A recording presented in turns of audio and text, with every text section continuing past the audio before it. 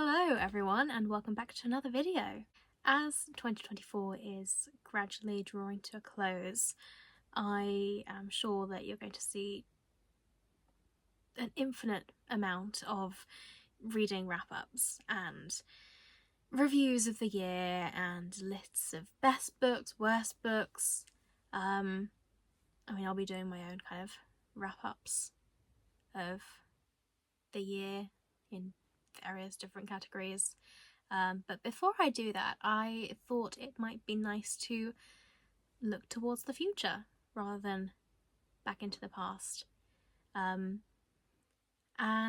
this is a video I've been wanting to do for a while, but I've been putting it off until I've been absolutely certain that there isn't anything else I want to add to it. Add to the list, so to speak. This is just going to be me talking about some of the books that I am most excited for that are going to be released in 2025. And I had been waiting until now to make it because there were a few odd books that I knew were going to get announced at some point this year, and they got announced quite late this year, and I wanted to make sure that they were included because they're some of the ones that I am pretty excited for. Definitely. We got kind of a whole range of genres going on here. We got a little bit of fantasy, a little bit of literary fiction, a little bit of horror, even a little bit of erotica, surprisingly for this channel. But yeah, hopefully there will be something that you guys will be interested in. I'll talk a little bit about what the book is about as well and when it's expected to be released. So if you want to add any books to your release radar, then go ahead. Some of them I have already pre-ordered as well. So yeah, those ones I'm particularly excited to read because I know I will be getting my hands on a book at some point. And also, I guess you could maybe even call this video a slight plea, a little request to maybe get some ARCs from publishers. Pretty please. It's not that I'm like begging or anything. Actually, no, I am gonna beg for some of these ARCs. I am desperate to read some of these books, and I'm very excited, and the release dates cannot come soon enough. So yeah, some of them I am very, very excited to get my grubby little hands on. So without further ado, I hope you're sitting comfortably. We're going to be going through these books in chronological order by release date, starting with January. The first book on my list is called The Lamb. It's the debut novel from Lucy Rose. It is a literary horror, and it's due to be released on the 30th of January 2025. It's described as a gripping, sinister folktale set in contemporary Cumbria for fans of Sophie Mackintosh, Angela Carter, Daisy Johnson, Margaret Atwood and Julia Armfield. Margot and Mama have lived by the forest since Margot can remember. When Margot is not at school, they spend quiet days together in their cottage, waiting for strangers to knock on their door. Strays, Mama calls them. Mama loves the strays. She feeds them wine, keeps them warm, then she satisfies her burning appetite by picking apart their bodies. But Mama's want is stronger than her hunger sometimes, and when a white-toothed stray named Eden turns up in the heart of a snowstorm, little Margot must confront the shifting dynamics of her family, untangle her own desires, and make her own bid for freedom. With this gothic coming-of-age tale, debut novelist Lucy Rose explores how women swallow their anger, desire, and animal instincts, and wrings the relationship between mother and daughter until blood drips from it. I absolutely love the sound of that. I'm a big fan of books that explore the complexities of mother-daughter relationships. There has already been quite a bit of buzz about this book, so I'm very excited to read it. I have already pre-ordered this one, so I will be getting a copy of it fairly soon, within a couple of months actually. Moving on, we're in February now, and my next book is This Immaculate Body by Emma Van Straten, which releases on the 6th of February. Alice has been cleaning Tom's flat every Wednesday for a year. With every smudge wiped from his coffee cup, every multivitamin counted from the jar, every crease smoothed out his bed, Alice spirals deeper into infatuation. But as Alice prepares for the moment when they will finally meet face to face, she discovers that love might not be the cure she thought it was. Told through the eyes of an obsessive protagonist, This Immaculate Body is a literary study of unreliability and unlikability. Exploring alienation and loneliness, class and race, it's a skilled debut with resonance in the way that we view women, mental health, and the lost in society. That sounds like a super interesting literary fiction, quite a complex, messy protagonist, kind of in the vein of like Hard Copy, maybe, by Fien Veldman. And it's also another debut, which is very cool. Also coming out in February, I believe this one's coming out on the 13th, is I Bet You'd Look Good in a Coffin by Katie Brent, which is the sequel to How to Kill Men and Get Away with It, which I read last year, and I thought it was really fun. I definitely enjoyed it, and I'm looking forward to returning to this kind of world of girl boss serial killers, I guess. My name is Kitty Collins, and I'm a serial killer. I don't want to kill, it's just so hard to resist. Some men really, really deserve it. Men like Blaze Bundy, an anonymous influencer spreading misogyny online. He's making it very hard for me to control my murderous urges. Meanwhile, I'm in the south of France to watch my mother marry a man I've never met. I should be drinking cocktails and focusing on my tan, not plotting a murder. But a woman's work is never done. Surely one more teensy little kill wouldn't hurt, would it? When I read How to Kill Men and Get Away with It, I found Kitty Collins quite an interesting protagonist. She's not particularly likable. Her whole kind of shtick is that she's like a very rich influencer who lives in Chelsea, and is quite judgmental of other people, even like her friends. So yeah, it's definitely one for the fans of unlikable characters, and I'm looking forward to returning to her story. I might have to reread the first book actually before I read the sequel, just to refresh myself on the plot and what actually happens. Next up is I Am Not Jessica Chen by Anne Liang. This is coming out on the 27th of February. Another February. February is a stacked month. This is a young adult book with magical realism. After getting rejected by every single Ivy League she applied to and falling short of all her Asian immigrant parents' expectations, 17-year-old Jenna Chen makes a wish to become her smarter, infinitely more successful Harvard-bound cousin, Jessica Chen, only for her wish to come true, literally. Now trapped inside Jessica's body, with access to Jessica's most private journals and secrets, Jenna soon discovers that being the top student at the elite, highly competitive Havenwood Private Academy isn't quite what she imagined. Worse, as everyone, including her own parents, start having trouble remembering who Jenna Chen is, or even if she ever existed, Jenna must decide if playing the role of the perfect daughter and student is worth losing her true self forever. That sounds like it's giving Freaky Friday vibes, and I am so here for it. Moving on to March now, and coming out on the 13th is Stag Dance by Torrey Peters, who wrote Detransition Baby, which is such an amazing book. I think that's one of my favourite books that I've read this year. It's definitely in my, I'd say, top 20 books that I've read this year. And I'm very excited to read something else from Torrey Peters, especially this one, which is one novel and 3 novellas. My one thing with Detransition Baby was that although I loved the writing style, it did kind of cause the book to be a little bit slow paced. Like it went on a lot of tangents, and you know, I still really enjoyed it, but that was kind of my one thing with the book, was that it felt slightly slow paced. So I feel like with like a novella, which is slightly more kind of short form fiction, that might be a little bit more fast paced, but it will still kind of maintain that quality of prose that Torrey Peters has. And yeah, I'm just like itching to read something else by her, honestly. I won't read like the full synopsis or anything because it's quite long, but I'll just read like the top blurb line, I guess. In this collection of 1 novel and 3 novellas, the best-selling author of Detransition Baby pushes trans genre to its limits to explore who gets included and excluded from the possibilities of gender. I think there's a story about cross-dressing in there, and there's a story that's kind of set in a sci-fi universe, so a pretty wide range of ideas and concepts.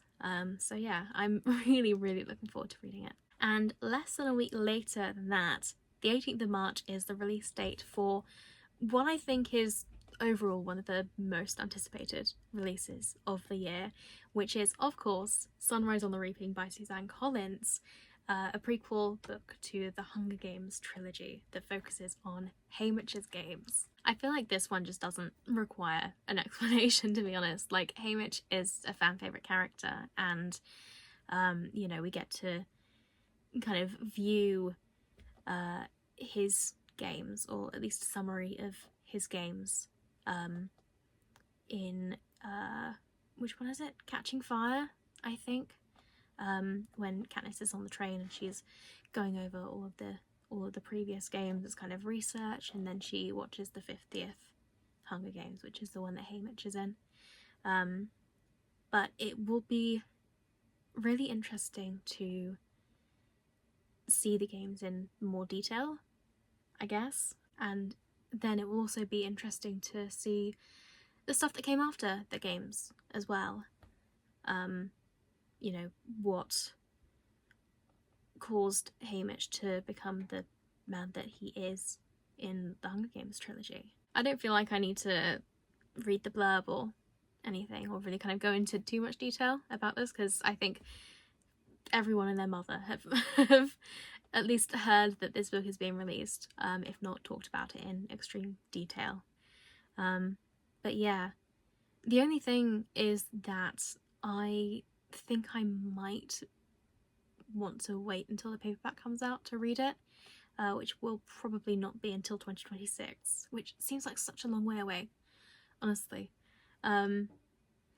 because I have all of the other 4 books in the Hunger Games universe in paperback, and nothing annoys me more than getting a hardback in a series that you have the rest of the books in paperback. That just irks me to no end, and that's going to be a running theme, I think, with the rest of this video.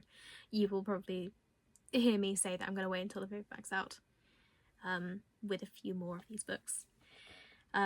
So yeah, here's hoping that I won't get insanely spoiled before I get to read it, although the chances of that are pretty slim, I'm not gonna lie. Moving on to April, and let me just say that April is another absolutely stacked month in terms of book releases. There are a couple very highly anticipated releases coming out in April. RIP to my bank account. I'm going to be spending a lot of money on books in April, I'm sure. Firstly, coming out on the 1st of April, April Fool's Day, is Sweet Obsession by Katie Robert, which is book 8 in the Dark Olympus series. I don't think I can actually read any of the blurb, because this deep into the series there are going to be lots of spoilers. Yeah, there are a lot of spoilers, but what I can tell you is that it is a scorchingly hot modern retelling of Poseidon and Icarus, which is what it says at the bottom of the summary. Which, I don't know, there are probably other couples that I would prefer to read about. So far I have only read the first 6 books in the series. I am yet to read book 7. This is book 8, obviously. So maybe we will see more of either Poseidon or Icarus, or both of them, in book 7. Just because we haven't seen much of either of them yet. So yeah, I'm not massively intrigued about their story, but that could change. And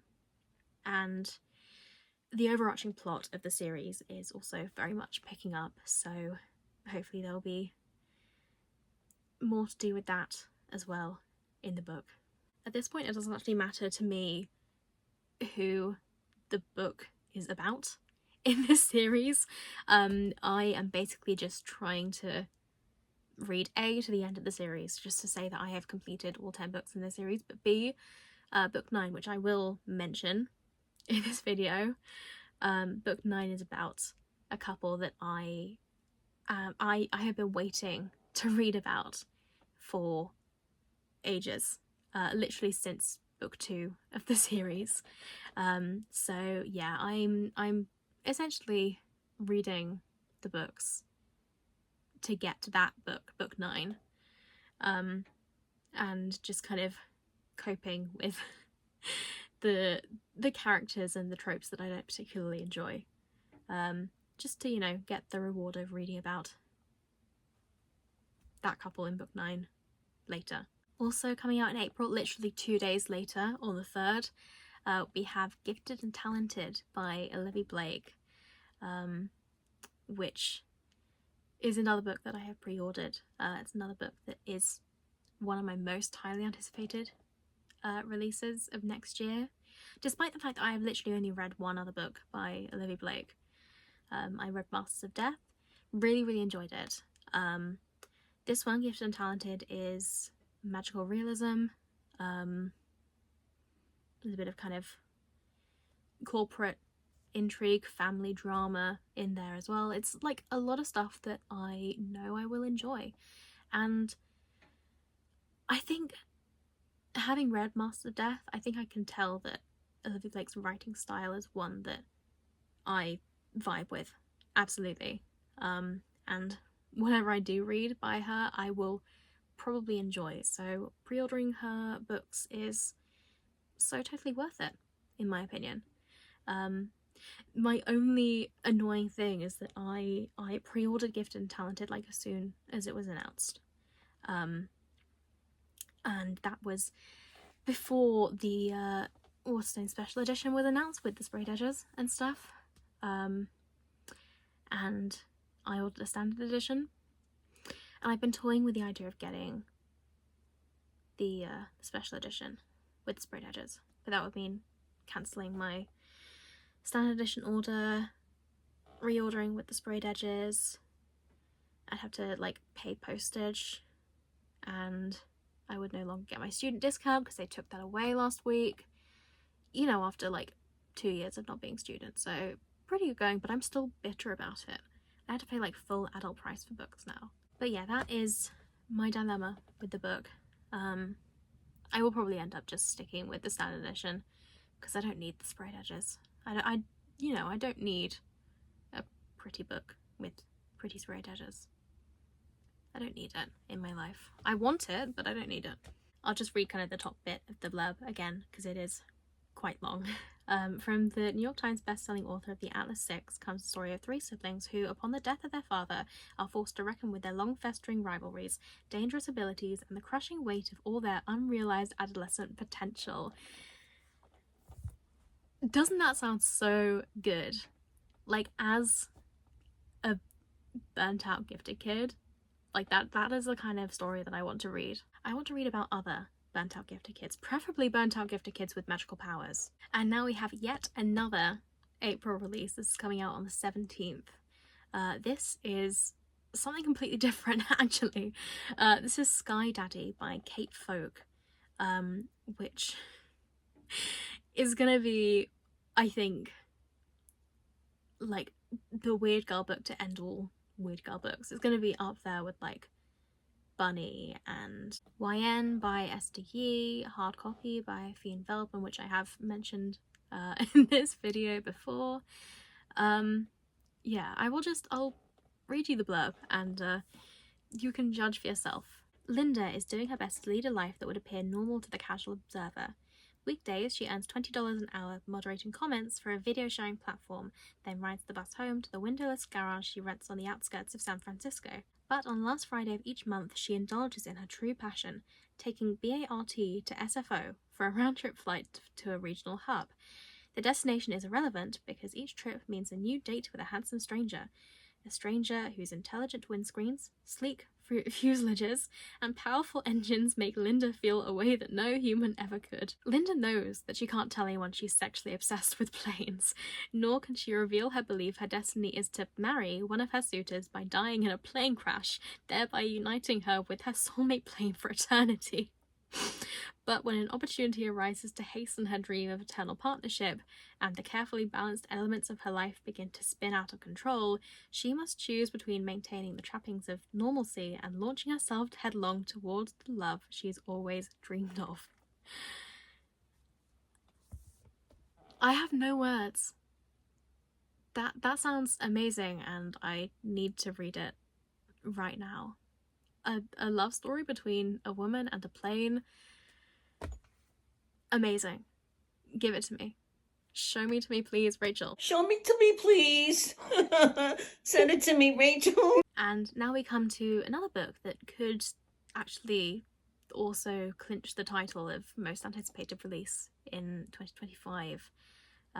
Great Big Beautiful Life by Emily Henry. Every time I think of the prospect of a new Emily Henry book, I'm just like giggling, kicking my feet, because I love her writing. I love the romances she creates, I love the characters, I love the interactions between the characters, I love her depiction of female friendships. I love the fact that the characters that she writes have drama and, you know, personalities and interests and issues outside of their romantic relationship. It all feels very real. This year I have read both Funny Story and Happy Place, and they're both like up there among some of the best books that I have read this year. They're, again, definitely top 20, both of them. Two writers compete for the chance to tell the larger-than-life story of a woman with more than a couple of plot twists up her sleeve in this dazzling and sweeping new novel from Emily Henry. I won't get into like the full blurb because it is super long, very, very long. But that kind of tagline does have me very intrigued. I know she said it's going to be slightly different to her other books. So yeah, I'm very intrigued. It's kind of giving rivals to lovers, maybe. There's also a sense of like writing a biography of like an enigmatic woman. Is giving kind of Evelyn Hugo, maybe, which again I'm very intrigued by. Speaking of, actually, my next book is by Taylor Jenkins Reid, author of The Seven Husbands of Evelyn Hugo. It's her new book, Atmosphere, which comes out on the 5th of June. Yes, 5th of June, 2025. We finished April, you'll be glad to hear. Yeah, so many books in April. None in May, which will give me a chance to financially recover from April. But yeah, 6th of June, Atmosphere by Taylor Jenkins Reid, which I believe is going to be another one of those stories about like famous people from the 20th century. I don't know if it's going to be set in the same universe as like Evelyn Hugo, Daisy Jones, Carrie Soto, what's the other one? Malibu Rising. I hope it is. I hope that Mick Reaver gets another mention in this book. It seems to turn up everywhere, like Stan Lee. And another thing that I am super excited about with this book is that it is about astronauts, and about kind of the space shuttle program, which is very cool. Little known fact about me is that I am big on space. I was obsessed with space as a kid. I like wanted to be an astronaut. I wanted to know everything there is to know about space. And then I watched the film Gravity and got scared out of being an astronaut, and then I also realized that doing space stuff professionally would require an awful lot of maths, and maths was incredibly boring to me as a teenager. It still is, to be honest. So yeah, that kind of crushed that dream. But anyway, my fascination with space lives on in me watching programs about it and reading sci-fi and reading other books set in space. One of my favourite books this year was Orbital by Samantha Harvey, which won the Booker Prize last month, and that is set on the International Space Station. It's not sci-fi, it's literary fiction, it just happens to be set in space. And I guess same with this book, Atmosphere. It'll be another one of those kind of books that happens to be set in space or be to do with space. And yeah, I'm sure I will really enjoy those references. I have high expectations for it. I have loved every Taylor Jenkins Reid book that I have read, and I'm sure this one is going to be no different. So yeah, fingers crossed. And now speeding along to July, and coming out on 3rd of July is Sweet Heat by Bolu Babalola, which is the sequel to Honey and Spice, which was one of my favourite romances that I read this year. I loved it so much. The main couple, Kiki and Malachi, I'm holding space for them forever. I love them so much. Malachi is like the book boyfriend of all time. And yeah, as soon as I heard that there was going to be a sequel to Honey and Spice, I got super excited, but also quite scared, because it does suggest that at some point between the ending of Honey and Spice and the beginning of Sweet Heat, Kiki and Malachi unfortunately break up, which scares me a little bit. Not every relationship makes it out of university, but Kiki and Malachi were supposed to be forever. Everything was perfect until it all went up in flames. 3 years after their epic breakup, Kiki's worked hard to forget her first love, but just as she thinks she's got her life under control, jumping into the distractions of her romance by calendar invite boyfriend and plans for her best friend Amina's wedding, Kiki's career implodes, the family business teeters on collapse, and Malachi returns. As Malachi takes up his role as best man opposite her maid of honour, suddenly Kiki can think of nothing but their simmering chemistry, what went wrong, and why it is now impossible to act normal around each other. Juggling a new job, the prospect of her parents' restaurant being sold, and keeping her best friend from going full bridezilla, dealing with the ex is the last thing she needs, but somehow the spark between them is only getting hotter and threatening to ruin everything. They just have to get through the wedding, so why does it feel like playing with fire? Oh my god. So yeah, it's going to be a second chance romance, which is not my favourite trope of all time, but for Kiki and Malachi I will make an exception. The only thing is, I think it's coming out in hardback first, which is annoying because I have Honey and Spice in paperback. So the question is whether I hold out until the paperback is released, or whether I just bite the bullet and get the hardback and deal with being annoyed at the two books not being the same size. I don't know. Next we come to August, and August is another one of those absolutely stacked months. We have 3 of my biggest, most anticipated releases coming out in August. It's gonna be a big month, and again I will need quite a while to financially recover from it. So firstly, coming out on the 7th of August is A Beautiful Evil by B. Fitzgerald. Like, if you have spent any time on my channel, you will know how much I love B. Fitzgerald's books, particularly her mythology retellings. I read both Girl Goddess Queen and The Uncrowned All earlier this year. Loved both of them. Gave Girl Goddess Queen 4.75 stars. The Uncrowned All 5 stars. Stunning. Perfect. No notes. And this one is going to be a retelling of Pandora. Pandora is such an interesting character in Greek mythology, because she very rarely has a voice. She doesn't really ever speak in the source material. She doesn't have a lot of agency, and yet she is blamed for pretty much all of mankind's suffering. You know, she's seen as like the Eve figure, the original sin.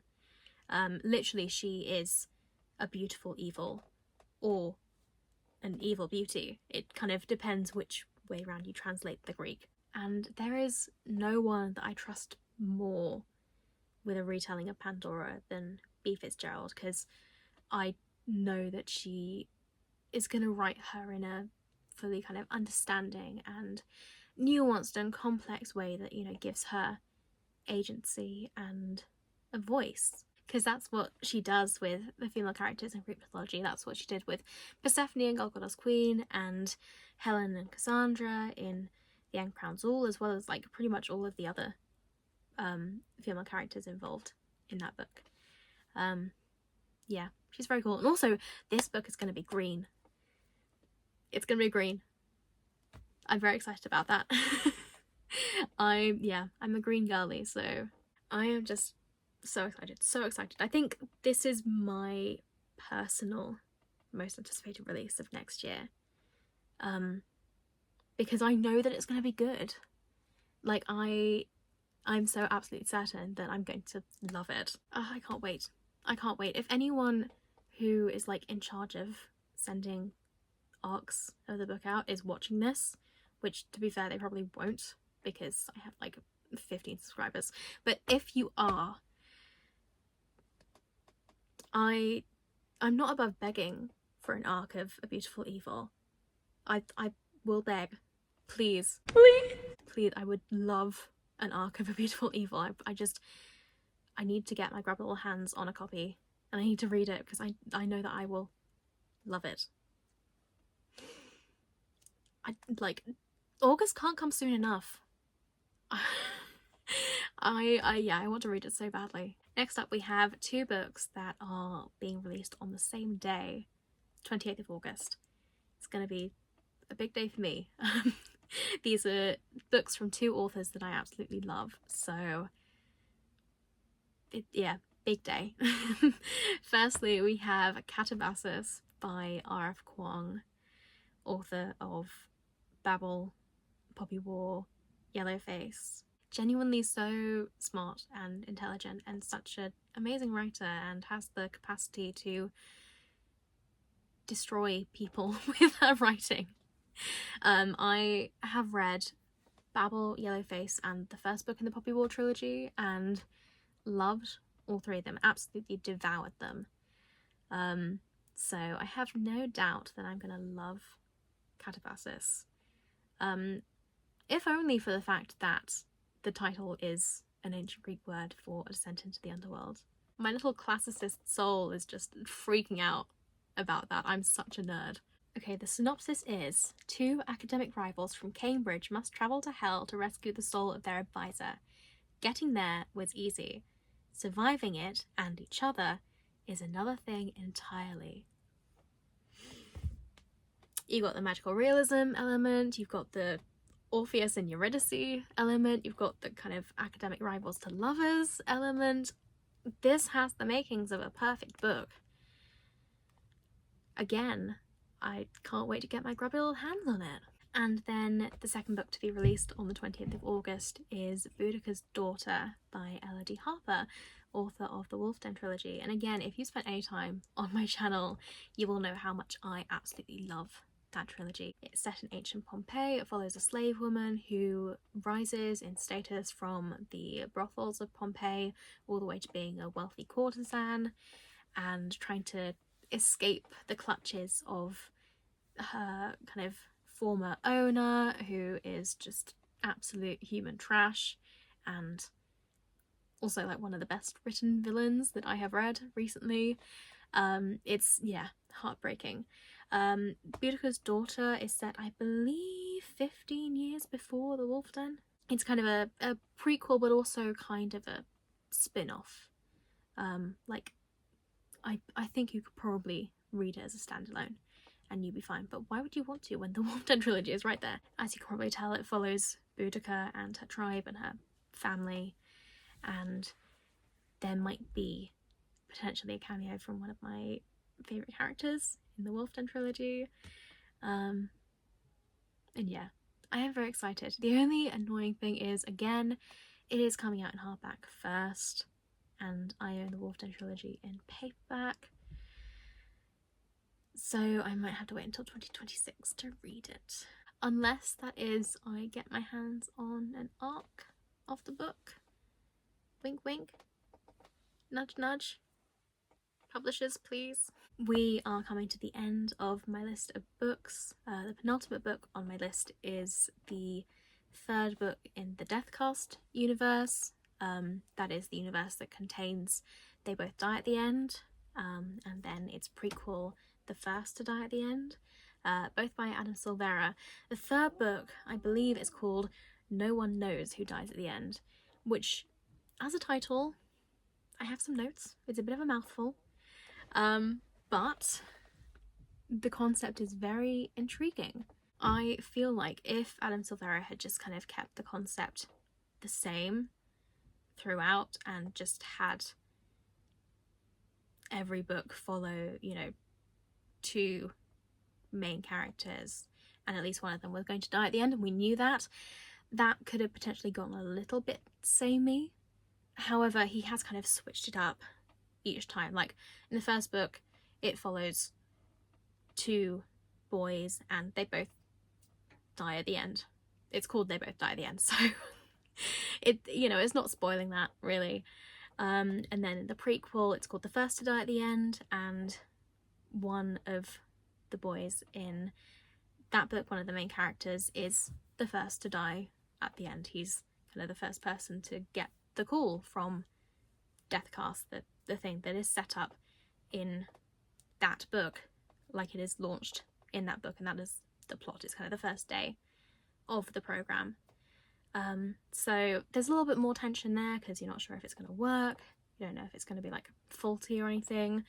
And then in this book, I think the plot is that the Deathcast building, offices or whatever, is attacked by a terrorist organisation and they shut it down for the day. And so it doesn't work. No one gets the call that they're going to die. And so no one actually knows for certain that they're going to die. And suddenly this thing that they kind of taken for granted for so long, you know, they spent so many years kind of being certain that if they don't get the call, that means they're going to definitely live until at least the end of the day. And now the Deathcast has been shut down for the day, they have to again go back to living with that uncertainty that, you know, they might die and they don't know whether they are going to, which I think is a really good, exciting direction for the series to take, because, you know, the stakes are super high and it's super tense, and for the first time ever you don't know who's going to make it out alive. It could be the case that both of the main characters in this book, they might not die for the first time ever. They might actually make it out alive and, you know, live happily ever after. It's unlikely that that happens, knowing Adam Silvera and his books. But, you know, it could still happen. So, yeah, super excited for that. I absolutely blitzed through both They Both Die at the End and The First to Die at the End. Love them both. So, yeah, I'm sure I will enjoy No One Knows Who Dies at the End just as much, if not more. And now we have come to the final book in my list. You remember back when I was talking about Sweet Obsession by Katie Robert, I mentioned that there is a book in the series that is upcoming that I am particularly excited to read. Is this one. It's called Tender Cruelty, and it is about Zeus and Hera. And I have been waiting patiently, ever so patiently, for a book that focused on Zeus and Hera ever since the ending of Electric Idol, which is book 2 in the series, by the way. This is book 9, Zeus and Hera's book. It's book 9 in the series. I have been waiting so long to read a book that focuses on them They are such interesting characters. Hera especially, I feel like she's a little bit of a loose cannon, and also, you know, I want to get inside her head. I want the story from her perspective, just because of like who she is, or at least who she starts off the series as, which I can't say because spoilers. But yeah, we don't actually know much about this book other than that it is a book about Zeus and Hera. Not much more I can really say. Even if I did know more, I wouldn't be able to mention because, again, spoilers. This is book 9 in the series, a series that is gonna have 10 books. So, yeah, pretty excited about that. Oh, it's gonna come out, expected to come out on the 1st of December. Whether it actually does come out on the 1st of December is a whole other thing. It could, you know, push back into 2026. In which case I will have to wait even longer for my book about Zeus and Hera. But yeah, that's fine. I will be patient. Hello, it's me again, coming to you from the edits, and what I knew was going to happen has happened. Between me filming this video and uploading it to YouTube, more books have been announced that I just need to talk about, so I'm going to briefly come on here. I say briefly. It is gone midnight on Christmas Day. Merry Christmas, by the way. So yeah, I'm going to try and get through them as quickly as possible so that I can go to bed. So yeah, there are 5 to get through. First up, we have Vanishing World by Sayaka Murata, which comes out on the 24th of April. From the author of the best-selling literary sensations Convenience Store Woman and Earthlings comes a surprising and highly imaginative story set in a version of Japan where sex between married couples has vanished and all children are born by artificial insemination. It sounds very kind of speculative fiction-y and sci-fi-y. I have only read, currently, 1 book by Sayaka Murata. I own all of them that have been translated into English so far, but I have only read what's a short story collection called? Life Ceremony. And that is weird. It's a weird collection of short stories. But I believe that there is actually a short story in that collection that has a similar concept to this, so maybe Sayaka Murata has like taken inspiration from that short story and like expanded it into like a full novel, which is pretty cool. Yeah, I definitely want to get into reading A, more translated fiction, and B, more Sayaka Murata, because as I said, I enjoy weird girl books, so I think I could enjoy all of her work. So yeah, that is Vanishing World, comes out in April. Next up is Mythica by Emily Hauser, which comes out on the 17th of May. I don't know why I neglected to include this book in my initial kind of roundup, because I am extremely excited for it. It is a new history of Holmes' world through women written out of it. So it's kind of combining mythology and ancient history together with a feminist perspective, which is like pretty much my area of classics that I am most interested in. Kind of classical reception studies, reception of mythology through a feminist lens. And also Emily Hauser is the author of the Golden Apples trilogy, which is a collection of 3 of my favourite myth retellings. They're all kind of feminist myth retellings, all kind of have some form of canon divergence, and they're all kind of interconnected in some way through the Golden Apples, and I just think it's a really kind of clever and well written and severely underrated trilogy of myth retellings. So honestly, I would probably read Emily Hauser's grocery list if she published it, but instead she has published a feminist non-fiction ancient history book, which I am super excited for. Did you love Madeline Miller's Circe? Yes. Pat Barker's The Silence of the Girls? No. Jennifer Saint's Electra? Yes. Natalie Haynes' A Thousand Ships? Yes. But did you ever wonder who the real women behind the myths of the Trojan War were? Now, award-winning classicist and historian Emily Hauser takes readers on an epic journey to uncover the astonishing, true story of the real women behind ancient Greece's greatest legends, and the real heroes of those ancient epics, Homer's Iliad and Odyssey. I definitely want to read more non-fiction in 2025. That's kind of one of my New Year's reading resolutions. So I think this would be a good place to start.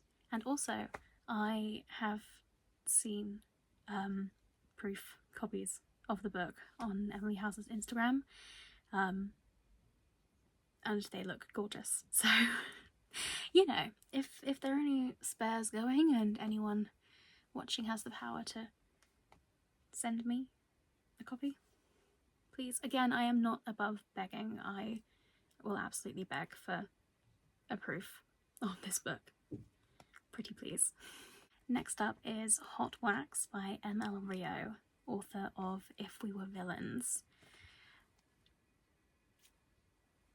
I'm so excited. I only actually read If We Were Villains earlier this year, and absolutely loved it. And I know that book was released ages ago, and people have been waiting a long time for a new M.L. Rio novel, whereas I have really only been waiting since like January this year, so I shouldn't really be as excited as I am, but I am incredibly excited because M.L. Rio is a massive talent and someone to watch for sure. So Hot Wax is the highly anticipated new novel from M.L. Rio, best-selling author of If We Were Villains and Graveyard Shift. A nostalgic love letter to the 90s rock and roll scene, Hot Wax follows a band of rocker misfits, rivals and trailblazers on the tour that could have catapulted them to superstardom if it all hadn't come crashing down. I love it. It's giving Daisy Jones and the Six. It's giving kind of angst and grunge and yeah, edginess. I'm excited. I am ready for that. And I can't believe I'm going to have to wait until September. Oh, it's coming out on the 9th of September. I don't know if I actually mentioned that, but yeah. Hot Wax, M.L. Rio. Also coming out in September, on the 16th of September. Honestly, August and September together consecutively are going to be stacked months. Crazy and awful, terrible for my bank account, but great for me as a reader. I'm slightly scared, but also very excited. Yes, coming out on the 16th of September is Cemetery Boys Espiritu by Aidan Thomas, which is the sequel to the original Cemetery Boys book. It is a young adult queer paranormal book that takes inspiration from Latin American spirituality, and there are ghosts and spirits and stuff involved. And yeah, I really liked the main couple in the original Cemetery Boys. I thought both characters were very cool, very interesting. So I'm gonna look forward to diving back into that world. Yeah, very cool. I suspect it's going to be one of those books that I'll read during spooky season in October, if I can wait that long. I actually think it might be coming out in hardback first, which again is annoying because I have the first book in paperback, but I might end up getting it as an ebook maybe, or maybe I'll just bite the bullet and get it in hardback. But yeah, that's exciting as well. And then finally, and I did not hear about this until today and had me absolutely shook, we have another Olivia Blake book coming out in 2025. Would you believe it? The devil works hard, but Olivia Blake works harder. So this other book by Olivia Blake is coming out on the 23rd of October, just in time for Halloween, and it is called Girl Dinner. Girl Dinner. This has the same energy as Ali Hazelwood trying to name her upcoming novel Wet, with an H. I really hope that Girl Dinner stays the title in this case, and the publishers don't force Olivia Blake to change it. A deliciously satirical standalone from the New York Times best-selling author of The Atlas Six, Girl Dinner by Olivia Blake is a contemporary, darkly fun novel about violence, lust, and eating your fill, as wealthy mums and sorority girls practicing a sinister new wellness trend. It's giving dark academia, it's giving cannibalism, potentially. It's giving Rouge by Mona Awad, which was one of my all-time favourite books of the year, this year. So I am forever looking for something to replicate what I felt while reading Rouge, and this might fit the bill. This might. I'm not getting my hopes up too much, but it might give me that same feeling. So yeah, those are the 5 books that I wanted to add to this video. I really could not upload this video without talking about these books, because they are super intriguing to me. I'm tired, can you tell? I'm gonna head to bed now, and yeah, I will hand you back to the slightly more awake version of me to sign off this video. Merry Christmas. So yeah, that is my list. Those are the books that I am most excited to read that are coming out next year, and yeah, some of them I am very, very, very excited for, and quite impatient, honestly. Yeah, the release dates can't come soon enough. August especially can't come soon enough. That's going to be a big month. So yeah, if any of these books have also caught your eye, let me know. If there are any other books that I have missed that you are particularly excited to read, again, let me know. I'm always looking for more recommendations and more excuses to buy books, much to the frustration of my bank account, I'm sure. You know, if my bank account had feelings, which it does not, which is, I guess, a good thing, because I keep hurting it with my purchases of books. Thank you so much for watching this video. If you enjoyed it, please leave a like and consider subscribing to my channel for more content. You can also find me on TikTok and Storygraph and Instagram. My username on all those platforms is @WithLivJones for even more content that is more frequent than just me being on YouTube. Yeah, thanks again for watching this video, and I will see you in the next one. Bye.